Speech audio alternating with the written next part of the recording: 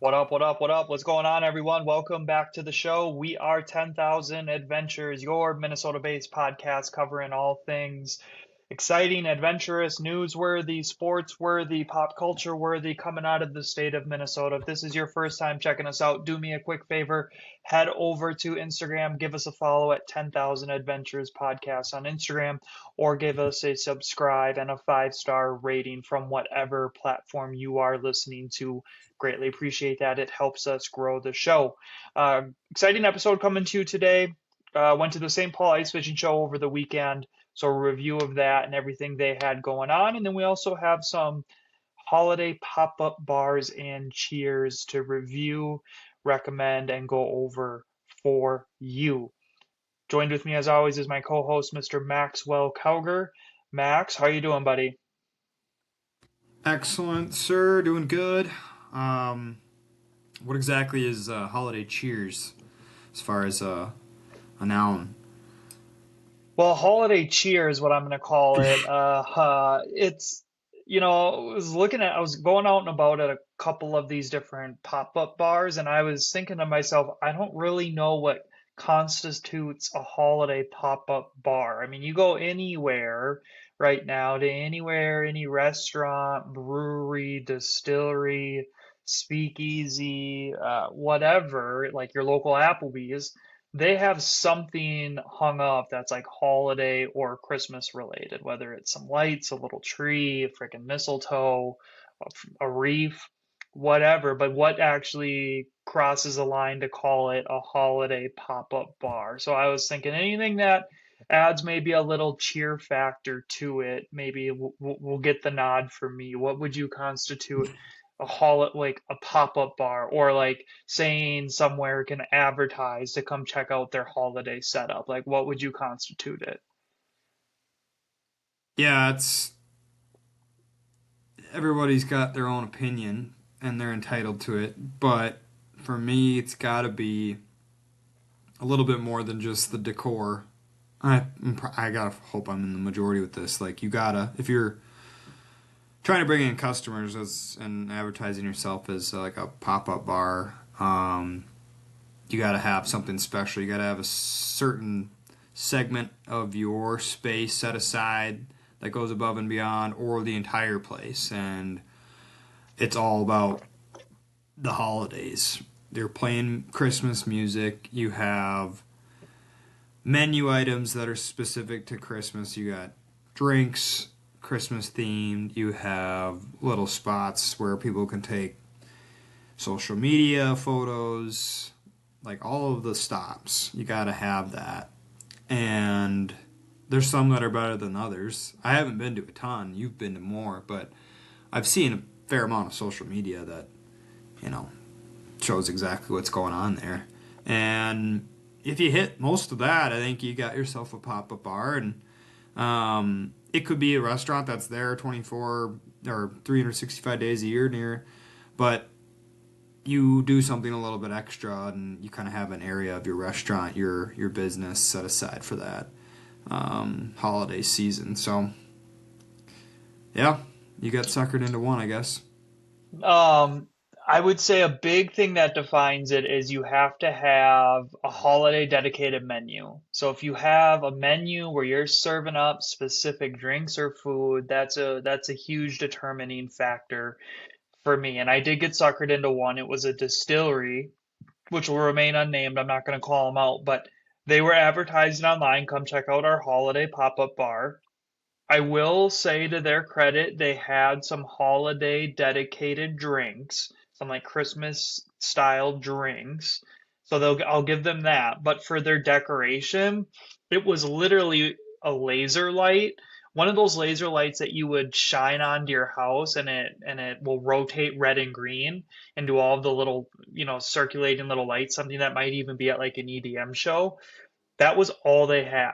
Literally that light, and it was shining on their big tanks where they're brewing their beer. And I'm not gonna lie, it looked kind of cool. But for that was their only setup. And for calling yourself a holiday bar, that one was a little bit off-putting for me. I mean, I think everywhere's got some kind of holiday decor going on nowadays. Even your house, if you don't have lights up or something or a tree up, you're a Grinch. So you gotta all participate nowadays, basically. And so for this pop up bar designation, yeah, you gotta go balls to the walls on that. And it works, right? Especially for us. I don't know about you guys, but this month when we're deciding if we're going to go out to eat somewhere, we're absolutely looking up a place that has some holiday stuff set up. So it really works to draw people in and get them out of their routine or get them to come to you over someplace else. So I will give them that. I got a little list here broken down into three separate sections to go and check things out depending on what you're kind of looking for. So the three different sections I have a speakeasy style.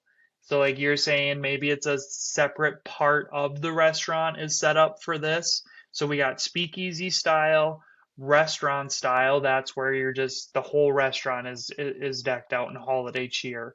Or if you were looking for maybe a true bar or a brewery. So depending on what you were looking for to go to. I kind of got it broken out like that. Where do you want to start? Let's go with that speakeasy. So, Speakeasy, one I already went to was it's called Lakeside. It's off of Lake Wayzata in Wayzata, or Lake Minnetonka in Wayzata, and they have a place called Jake's Room, which is in their basement. It was very well done. Um, Tough part with it is it's fairly small. It maybe seats 30 or 40 people at the most, so it was completely booked out. We got lucky though, it was there was spots right at the bar.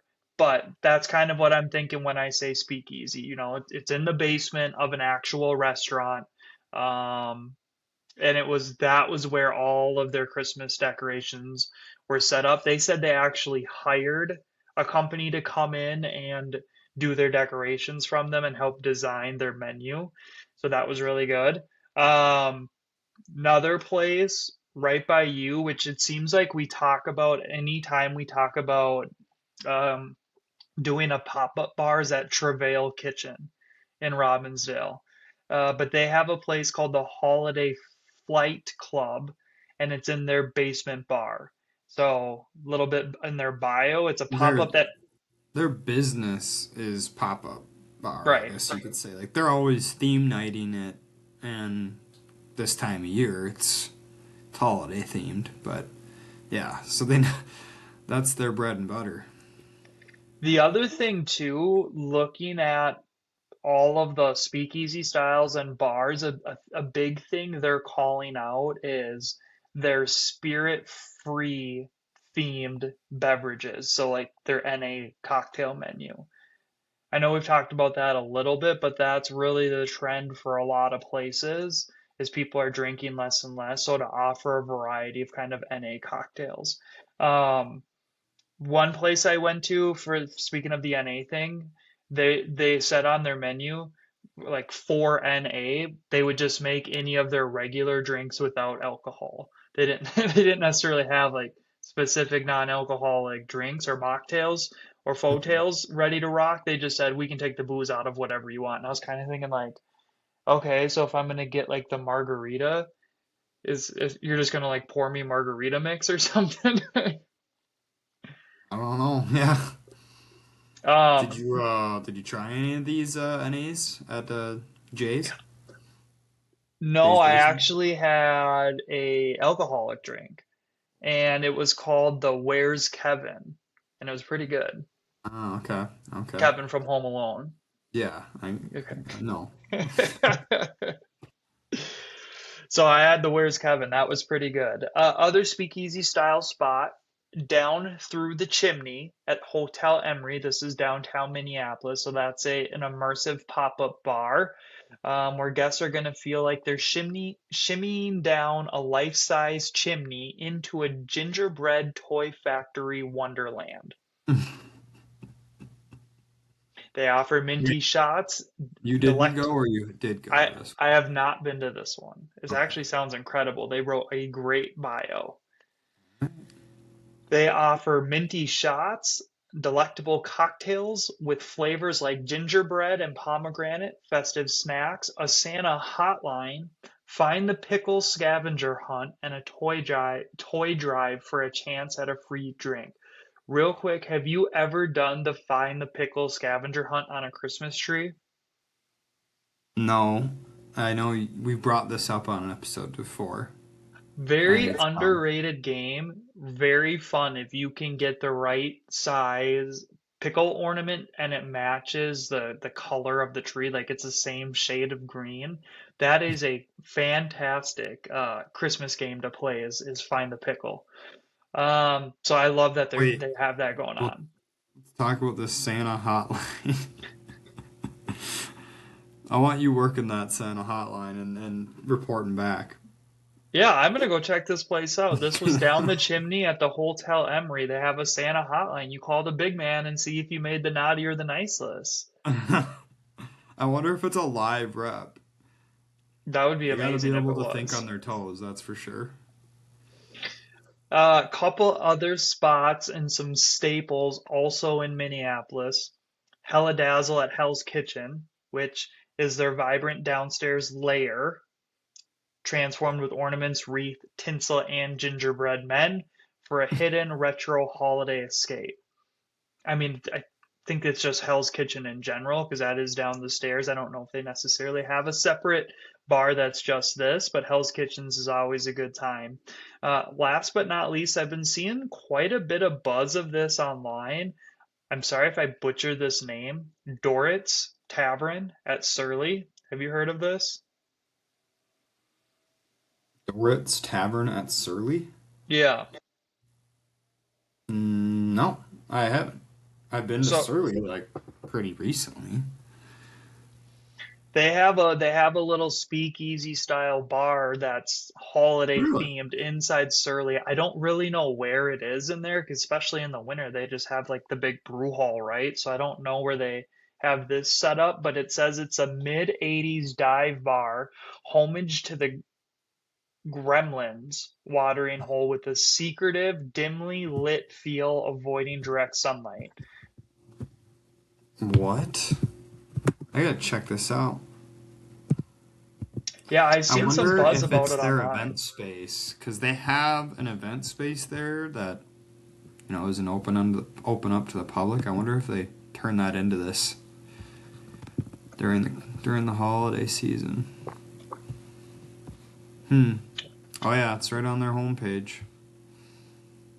That looks like where they have um their pizza, their pizza joint. Do you know what I'm talking about? Um, It's I know where, upstairs. yeah, upstairs. Okay, so it's the upstairs area is what they have transformed. Does it look pretty cool? It looks like that because they have like the pinball machines in the back and that wraparound bar in the middle. So I mean, it doesn't. From this one picture, it doesn't look like they went too all out. But I only have one angle here. I'm curious about this gremlin thing. Oh, there's a picture of that guy too. He's pretty. Looks like more of a Halloween ornament, but that one's intriguing. I've seen a lot of buzz about it. I don't know if that's because it's legit or if it's because it's their first year that they're kind of doing it. Oh, this is the first year. Okay. I don't know if it is. That's kind of what I'm speculating why there's so much buzz about it. I Have didn't hear the you buzz. have you ever done the 12 bars of Christmas bar crawl? Mm-mm. I have not.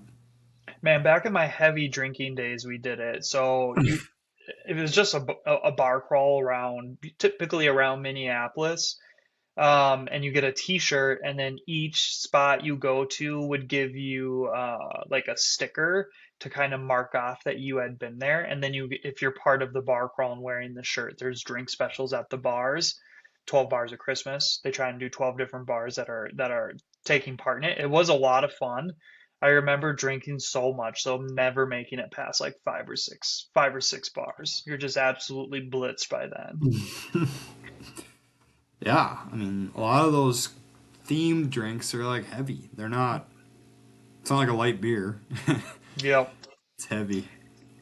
Well, let's look at the true bar, kind of the brewery style next. I went to when I was checking these out, I went to Back Channel Brewing. Again, that's on Lake Minnetonka. They had a fantastic setup. They really went all out. I'll post a couple of pictures or videos on our Instagram from there. That place was a lot of fun. They had it really decked out for Christmas scenes. Couple other places that have kind of going all out here. Um, Sippin' Santa at the AC Hotel Minneapolis downtown. Um, so they have a tiki pop-up bar with tropical island twists on Christmas cheer. Sounds kind of Ornate, like Psycho Susie. yeah, Remember them? RIP, yeah. Ornate decor and Santa surfing imagery offers island-inspired cocktails and festive glassware. That sounds kind of fun. I've never been to the AC Hotel Minneapolis. I've only been to the one in St. Louis Park. I'm with you. Haven't been there. This is one out in Vikings Lake area in Egan, Blitzens at Omni Vikings Lake Hotel. So this is a lobby lounge of the Omni Hotel that they have decked out. That would be a fun one to check out too. The Blitzens and then eat at that kindred hearth there. That would be a really fun kind of date night to do. One we have been to before, or at least I have, the Jingle Bar at Lola's Lake House. Have you been there? No. Shoot. Okay, well, I've seen plenty of videos and pictures of it and heard about it. Yeah, like definitely a destination spot. They know what they're doing by now because I feel like they've been doing it for a number of yep. years. Uh, Pro tip about this. So Lola's Lake House is a restaurant. Um, they only have the actual bar area decked out for Christmas and holiday stuff. And they do go all out, but it's only in that smaller bar area. The rest of the restaurant is not decked out. So if you're going to try and go there, only the bar seating is first come, first serve. Everywhere else is reservation. And like pretty much everywhere on this list, you really need a reservation if you're going to try and get in. So that Jingle Bar, I did that the wrong way. Like we tried to go and just get a table. The bar seating was booked out for reservations the entire night. So we had to sit in the restaurant and then just kind of walk through the actual the Jingle Bar area. Hey, real quick tidbit on back channel. Have you ever heard of somewhere being open on Christmas Day? Not like a brewery. They're No. open Christmas Day, 2 to 7. I was like, whoa! I don't. It doesn't even cross my mind to go out and check out anywhere, let alone a brewery on Christmas Day. But they must think there's going to be some demand. You know what? In their defense, there's a lot of people that obviously aren't Christian that don't really do anything special on Christmas Day itself. So I know a big thing is people order Chinese food and have Chinese food on Christmas Day. It's like one of their Yeah. busiest days of the year. So kudos to them there. Maybe the owners are like Jewish or something or not religious at all, or they come in there and Maybe drown they're out your just like, sorrows. yeah, there's a fair amount of people that don't have big families or sadly no families or like they're not from here. Um, and I'm sure it's a blast to get together with those folks at a brewery that's all dressed up for the holidays. So like, kind of curious actually. Let's hit a couple more and then we'll go over to the restaurants. Bina's Mm-hmm. Tiki Christmas at Bina's Bar in Minneapolis. Uh, the Never heard of that. Nutcracker Suite at the Sovereign Estate Winery, also in Waconia. And then the bar, the local in Minneapolis, has a festive setup there. So a couple other places, pretty much everywhere though has at least something set up to go and check out. Some restaurants um, that I wanted to hit on here.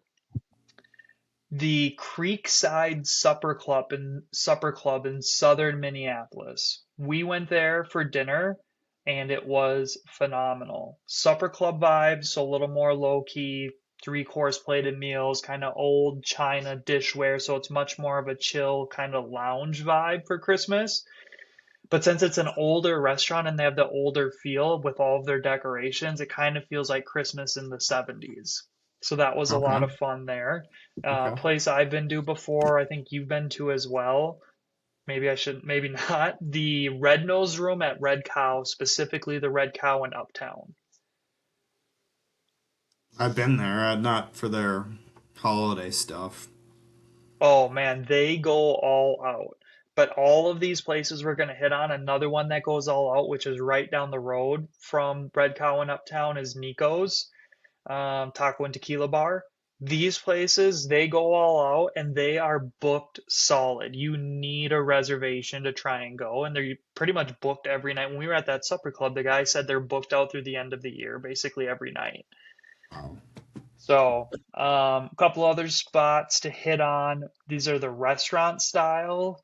The Depot in Minneapolis, they have a place called the Northern Starlight Express at the Renaissance Hotel. That would be a fun one too. Welcome to the Jingle at Olarepa. Shout out Olarepa. Never heard of it. You've never been to Olarepa? It's like Mm-mm. it's a brewery style spot right as you get into Minneapolis from 494 there. It's like a Latin street food spot. I haven't Okay. been there for their holiday setup, but I've been there, in the off season, I guess, and that place is very, very good. So those are some spots to get out and about and go check out. Holiday pop-up bars. I'll post some of these lists when I do this in the show notes here when we post this episode when it's available for listens, so others can go and kind of check some of these out. If you checked one out and we didn't hit it, let me know, shout it out. I want to know where the good spots are to go that maybe are a little bit more off the beaten path that aren't as well known but are definitely worth the trek. Last year we went to.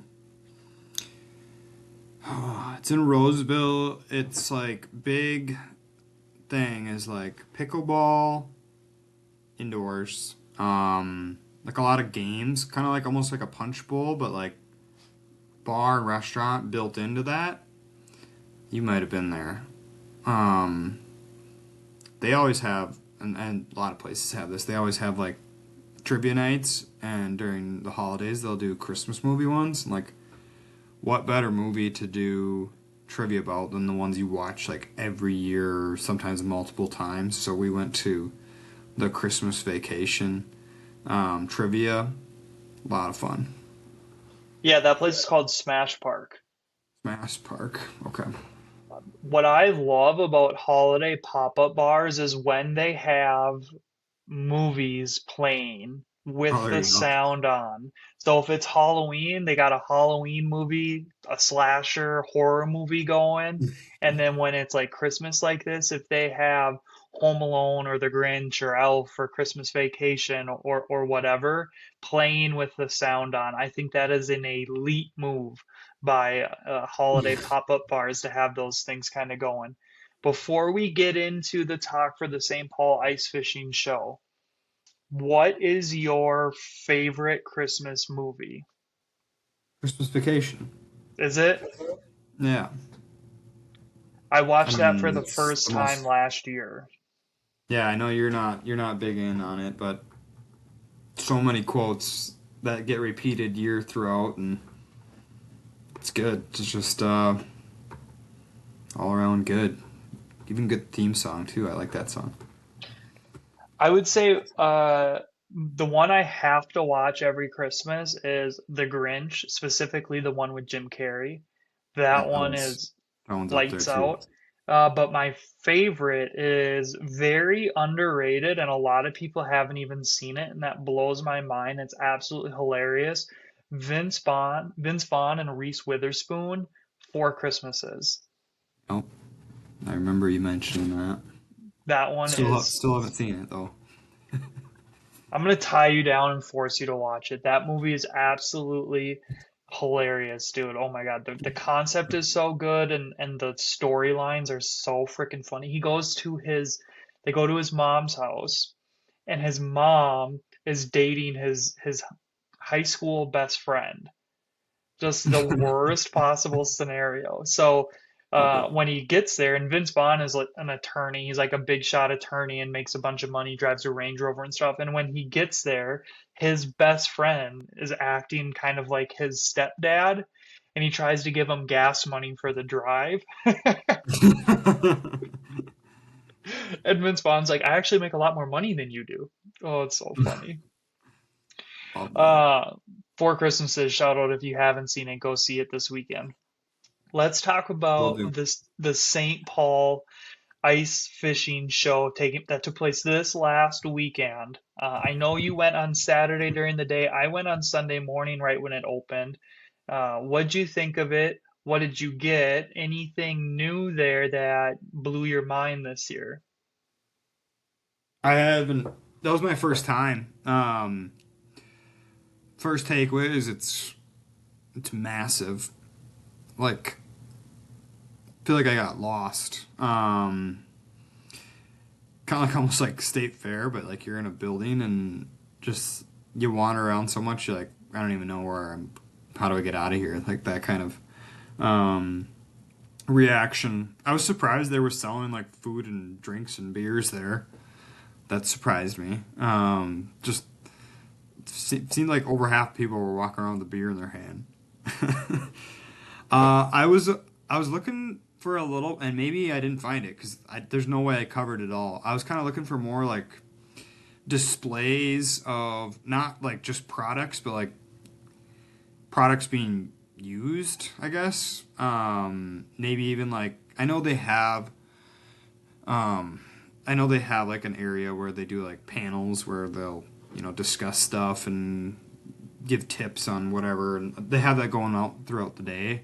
I didn't stop in at one of those, but I would have liked to. I was there for probably 2 3 hours, and it's incredible how much stuff you can buy for ice fishing. Like it's not just ice fishing, but this specifically, since we were at this show, is just like it's never ending. Like once you think you've gotten like your basic needs, you feel like you need something else, and then the next year there's something new you gotta have, and then this year it feels like there's 20 new things you gotta have. Um, it's crazy, like just how much you can continue to accumulate and just stuff, and a lot of it's just knick-knacky stuff, like all the little types of lures and little things that you think you might benefit from having along. It just adds up and adds up and adds up. And yeah, I'd love to have it all, but you could blow so much money there if you are into that, and you wouldn't even blink an eye. Yeah, dude. We were talking before we started here, thinking back 20 years ago. Ice fishing with your grandparents in their fishing house. You had a hand auger. I don't even like gas augers weren't even really a thing quite yet. You had a hand crank. You had a rod that had no reel on it. You had no electronics. All you had was a weight stop that you dropped to the bottom. You found bottom. You pulled your line up a foot, 18 inches, set it, and then you just let that bobber sit there, and that's how you fished. And that was it.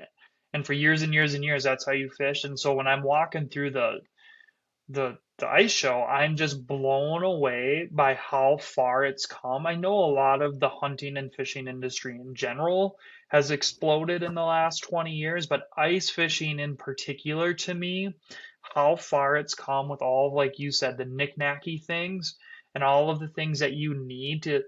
If you went ice fishing right now with a hand auger and a jigging stick without a reel on it, and no electronics, you're an absolute dinosaur and you're going to get laughed off the lake by anybody else that's going out there. All of these different things that you need.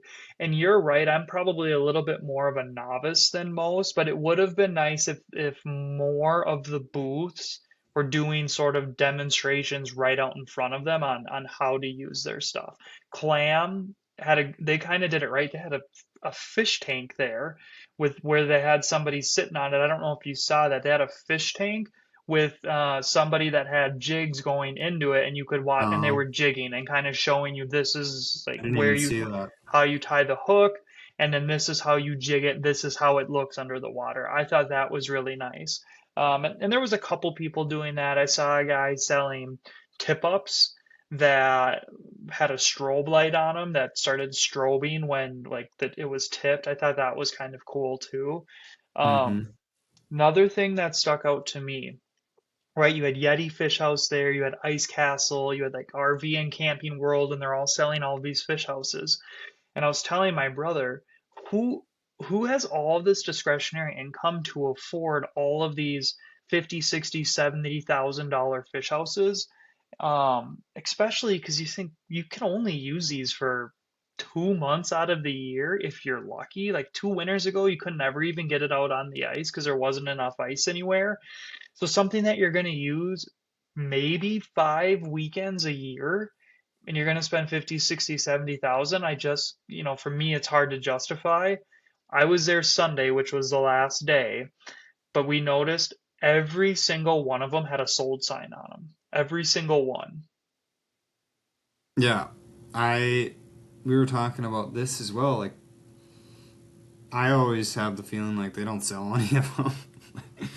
I don't know, like, but there are those people that have that money and want to buy them. I don't know why they wait for these shows to do it because they can definitely buy them out of season before the show, after the show. Um, so you had a point, like maybe it's just to build a little of that herd mentality. Like, yeah, we people are buying these. Like, you're okay to do the same and seriously consider it and actually sit down and put some numbers together. So like, you're not the first. Um, but yeah, I love going in them and just like envisioning like, oh, this would be nice and sitting down on the nice little couches and all of that. But I'm nowhere near considering buying one. Um, that's one of those things where I'm like, the best one of those is somebody else's, and I could take advantage of it. So God bless those that invest in those and host their friends and family in them, because I think that's what most people buy them for. Like they want to fill them up and invite some folks over. At least I hope so.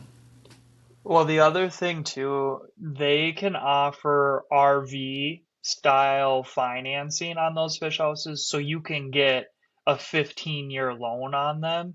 Probably pay a shit ton in interest on the life of that Oh loan. yeah. I don't know what kind of rate you get, but if you get a 15-year loan, you get a $300 payment, right? That's kind of what they sell you on those things. But you're right though. I would much rather go through an outfitter, rent one of their fish houses anytime I'm going somewhere, and then have the pop-up hub and a snowmobile or like a side by side to drive out somewhere else on the lake to fish during the day, then go sleep in an outfitter's or a guide's fish house at night. So I can see if you're a guide, sure, you got to have like 5, 10 of those fish houses, but the work that those things are to even get out on the lake and get fishing, unless you lived on a lake and you were just you set it out on the lake, it's out in front of your cabin or whatever, and you just go up there a handful of times a year, but man, I don't. It's tough for me to get on board with those as much as it would be nice to have. So it really blew my mind,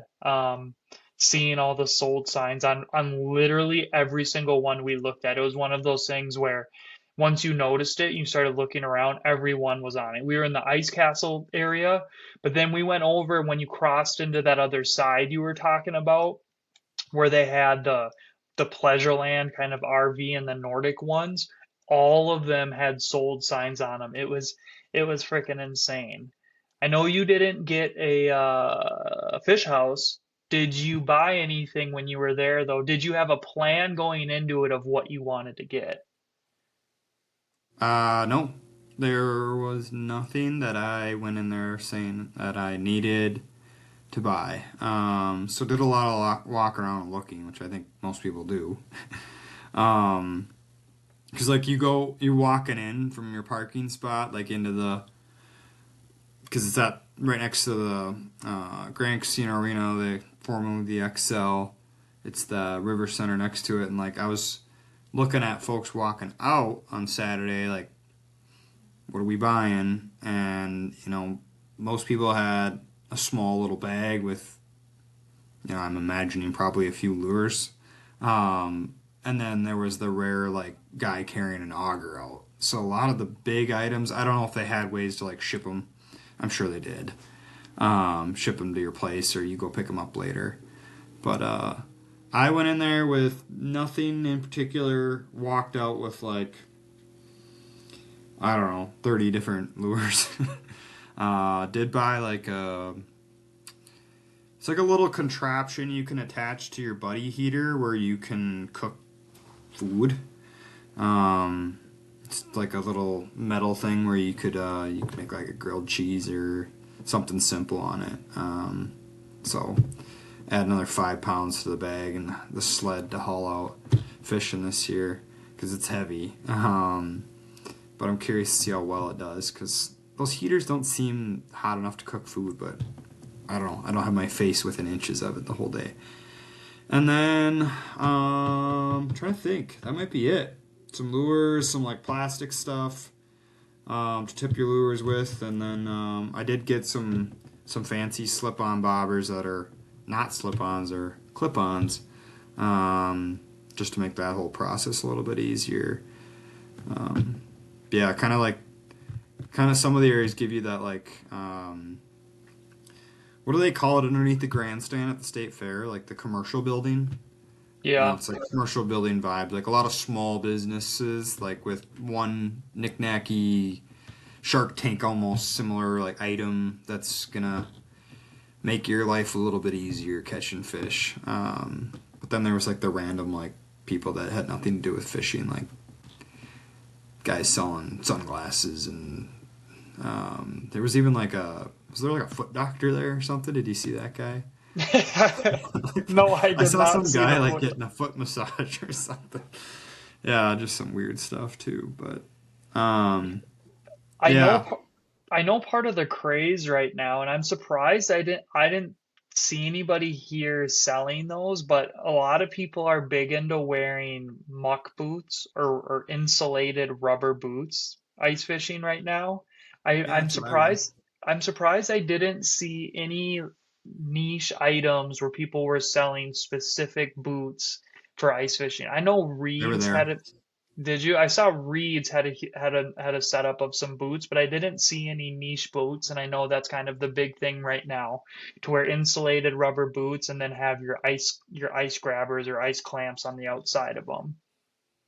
Yeah, I mean early ice for sure, and then like because you're doing more walking early ice. Like that's not the time of year you're driving trucks out on the ice. That time of year you probably aren't gonna need to walk as much. Um, but like the late ice and early ice, and then like these last 2 winters with like the low small snow accumulation, and like even when like we did get snow, like the meltdown, like you needed rubber boots because you were walking through slush and like standing water, and that ice gets slippery, so you need those. I bought a few years back these Yak tracks, which I really like. There's a bunch of different brands, just little cleats that you can strap on. But there was a few, I don't remember the names of the brands, but kind of not rubber boots, but just higher higher waterproof boots like that come up to like just below your knee with insulating and ways to keep snow out and all of the things that are kind of nice to have. So I saw those. Um, but yeah, did you buy anything? Yeah, so speaking of those things, quick though, if anybody needs ice cleats, they're at Costco right now and they're dirt cheap. They're like $10 for a pair. Uh, Because last year my buddy kicked my ice cleat down the fishing hole on accident when we were what on a fishing trip. wasn't So on the foot? well, we were in a permanent, like in a fish house. So I had taken them Oh, off and I was just walking around oh. in my boots and my buddy accidentally kicked it down the hole. So they're on sale right now at Costco for less than $10. They're not super high quality, but they are going to get the job done. There was this one stand I wanted to ask you if you had heard about that has a huge cult following that sells these new rods. It's called Mad Duck. Have you seen them? Mm-mm. So they have a cult following online. My buddy was telling me about them, but their rod grip where you would hold your hand and it's almost like a pistol grip. Because you know when you're jigging ice fishing rods, you hold it a little bit different than grabbing it like a club. You kind of hold it in your hand a little different. So they've made these new rods that you hold it different in your hand, kind of like a pistol grip. And it's these graphite grips that they have on them that are super fancy. So we were there for a while, buying stuff. So that was pretty cool. The So only thing how how does it look on a ice fishing rod? Is it like you're like this almost? Yes. So if anybody's watching on our YouTube channel, you can see Max is holding a rod here, and instead of that straight, it almost it comes down, it loops down, and it's almost like in between your pointer finger and your middle finger is kind of a grip like this, kind of like a claw grip. And Okay. then where you would grab it with the rest of your hand is a little bit more bulky. So I'm picturing almost like a bear claw where you're holding onto it like that. So it's a bulky thing at the bottom, and then the rest of the rod goes between your pointer and middle finger, and you hold it like that. So you kind of hold it like this, so you can kind of jig up and down, and then up when you get a bite. So it's just Hmm. a new thing, right? Like we talk about every year, it's something new that you have to go buy. So that was Mad Duck ice rods. That was a big one. I can't remember the name of the stand we were at, and I wanted to shout them out. I think they were called Fish Daddy Outdoors. They had a great deal going on where you could get 24 tungsten jigs for 40 bucks. And they had a whole assortment laid out that you could pick from. So I got that. And then the other thing I got is I got a new rod holder bag. Right now I have one of those soft top ice trophy bags that's really flimsy. I bought like a hard case rod holder from Reed's. So those Okay. are kind of the things that I went in. One thing I wanted to ask you about in terms of the hubs or the pop out soft top portable ice houses, fishing houses. There's three sort of main players in the game. You got Eskimo, Otter, and then the big one, especially in Minnesota, is Clam. Which one do you have? Are you loyal to any of the three brands? I have an Otter. I think it's called a Pro Hub. I love it. You have to get the insulated one, in my opinion. Um, I've been in ones that don't have that insulation, and the problem with them is all of the condensation that collects on the walls and ceilings.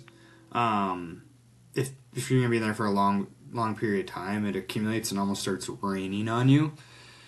The insulated ones are really cozy. You don't have to fire your buddy heaters on high. Like you get it nice and toasty, and they're pretty quick. I like the pop out version. I know there's benefits of having the like pull over or pop over version where you're ready to fish a lot quicker and you're a little bit more mobile and you're built into your sled.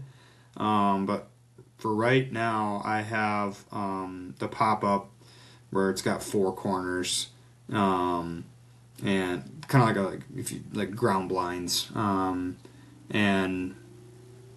it fits four comfortably, and that's about as many as I need in there. So, and I can spear out of it too. It works pretty well for that. So, that's my current one. I was talking to the guy at Eskimo because I was looking at theirs. I really liked a couple of them and they had some good deals going on, but I didn't pull the trigger. He was telling me they don't even sell non-insulated ones anymore.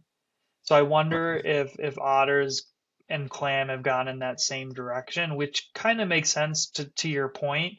Um, you're going to be using your buddy heater on the inside to heat the inside because you're fishing in the middle of winter. And if it's warm enough where you don't necessarily need the heater, then you're probably just going to fish right on the ice and not even set it up anyways. So that's what he was saying is they don't even offer non-insulated options anymore. If there Okay. was one thing at the ice show that you could have gotten, what would it have been? Anything you were looking at that you just didn't pull the trigger on or that you wish you could have gotten? Not, Uh, don't take not a brand new fishing house, not a nice castle. Take that out of it. Maybe so for something less than $1,000 or something. the first thing that popped into my mind was that gosh, what do they call it? It's got like snow treads and it's like a vehicle you can drive out. I think they call it a I don't know. There's a bunch of names for them, but like there was one even that was like a Jeep that had the treads, basically like snowmobile treads on all four tires. Yeah, That would be th- sweet. a But side yeah, by side with the tracks on it. yeah, like all of those units look awesome. There was even a company that had built like a retractable fish house that retracts out and in of your like I don't even know how they did it, but in the tailgate of a side by side, pretty big size side by side, but like you park it and then it retracts out, and then you have it's not big by any means, but it's durable.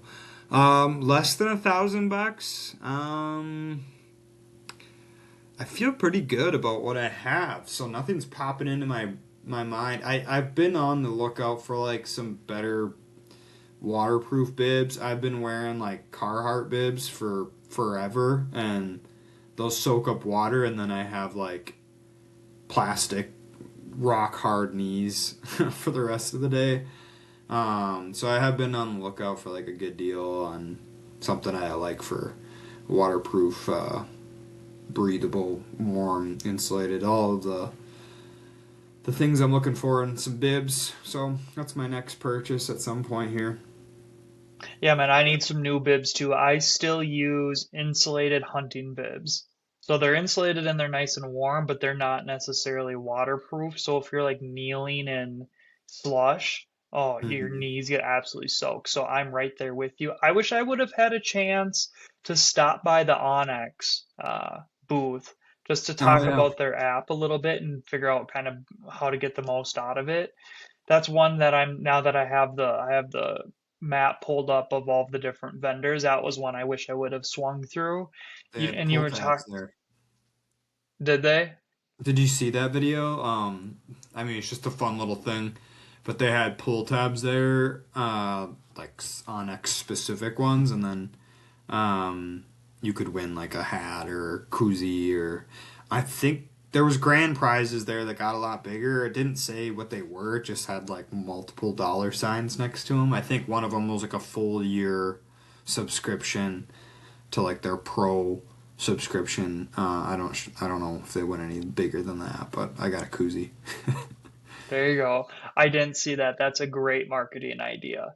Yeah. Um, you were talking about the side by side with the tracks. So I don't remember which company was selling the fish house. I want to say it might have been Pleasureland, in the side room down the main aisle there. I hadn't really seen this in a fish house before, but it had bump outs, kind of like, big campers that have bump outs for extra room. So it was a fish house that had two bump outs, one on each side, and the back dropped down so you could drive a side by side or a snowmobile into the back of the fish house. And then it had the bump outs as well. So it was like this massive fish house with bump outs, with a spot where you could drive a side by side or snowmobile into the back of it. Just insane. And it was literally like 30 feet long. This thing was absolutely massive. And I was like, that's you're going to Lake of the Woods. This is how you fish. Yeah. I love I have never done it, but the new thing to like put a big TV screen and then get your live scope image on like a 50-inch screen so like everyone can see it, or have like one of those aquavus where you have an actual live underwater camera. I always think that would be kind of cool to have that. Like I won't, but I know you can like rent one for a night and just experience it. It's pretty cool, I bet. That's fishing in luxury, man. That sounds freaking badass. Yeah. Anything else catch your eye at the show before we wrap here? No, just crazy how much these fishing lures get more and more detailed every year. Like they're literally like art projects now. It's crazy the amount of detail that goes into these, and then you think they kind of jammed as much as they can into a tiny little surface area, and then next year they add more. I was just looking at this one, for those that are watching our YouTube or wherever you post this, Matt. But like this kind of just basic spoon used to be like, okay, that's kind of cool. Like that's what we used to catch walleyes when I was in high school. But now they've added like fancy spoons on both sides. You got to have the back side's got to be a different color. That's painted in gold. And then not only is it just colored, but it's got like a whole set of like paint project going on here with the eye. And then of course the hot thing that you got to have now, you got to have, it's not really showing up very well, but you got to have an ability to glow it up. And like just I don't even know if it's gonna work, but it looks pretty cool. And I can't imagine the amount of time that it took to make that thing. But they only sold it for, I want to say like $5. I thought that was a pretty good deal, but who knows? I'll probably snap my line the first time I have a fish on with that thing. Yep. So a lot of stuff like that. That who knows how effective it will be. Um, some smaller, like you bought, like tungsten jigs, some smaller profile stuff, and then I bought some like little plastics, which I honestly didn't even know was a thing. Like my dad, no one in my family ever used these, but like to put these tiny little plastic bug looking things on the end of your hook now. This isn't really something for walleye, but more for like your panfish and trout. So I've started getting into these, and I found a new brand called Lake Effect Lure Co. And they just make little bug looking things that you can put on your lure, and I've used them before. They're pretty effective. So these are pretty cheap because you know how easy it is to throw stuff into a mold nowadays, and so yeah, fun little things we're gonna try out on the ice this winter. Yeah, we stopped by that Lake Effect booth. That they're out of Michigan there. Oh darn! I was hoping they were in Minnesota. All good. Yeah, I'm excited. We'll be up at Red Lake this coming weekend following the ice castle committee. All of everybody driving their ice castles up to go early ice fishing up on Red Lake with all those new tungsten jigs that we bought and some of the other new gadgets. So we'll be excited to report back next week with how we did. Looking forward to it. Alrighty, I think that's a good place to wrap. That's all we got for today, everyone. Thanks for joining. We hope between now and next time you get a chance to get outside and adventure. Bye, everybody.